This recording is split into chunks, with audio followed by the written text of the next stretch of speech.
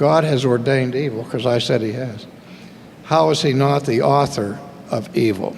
Is that God is not the author of evil. But yet I said that God ordains evil, but I said, quoting Augustine, he ordains it in a certain sense. Not in the sense that he coerces the creature to do evil. If he did that, then he would be the author of evil. This may be a weak analogy, but I've written a lot of books in my lifetime, and I'm responsible 100% for what I say in those books that I author. I carry a certain culpability for what I say. Now, when I write a book, I don't publish the book. The publisher enters into an agreement with me and asks me to write a book on a certain subject, and that publisher doesn't always agree with what I write or what I say.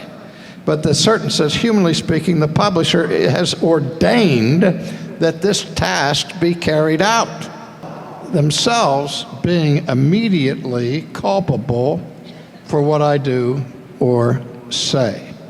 When I say, remember this, that if God is sovereign, since God is sovereign, I mean, if he's not sovereign, he's not God, and we don't have to have this discussion at all. That anything that happens in this world, in a certain sense, has to be ordained from God, or it couldn't happen. God knows what I'm going to do before I do it, and he has both the power and the authority to prevent it. He knows what I'm going to do.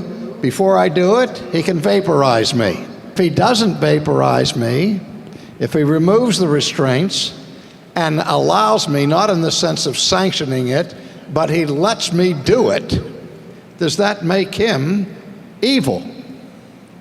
Of course not. He allows us to commit sin where he could have stopped it. Now, if God allows it to happen, for him to allow it to happen, he has to choose to allow it to happen. And if he chooses to allow it to happen, then obviously his will is that it should happen rather than it should not happen, or it couldn't happen. And that is not only respect to the fall, but that's with respect to whether I make a 6-foot putt or don't make a 6-foot putt. I plead with him for help on those occasions. But does that make sense? We say that he's ordaining it in a certain sense, but that doesn't make him the doer of it or the author of it.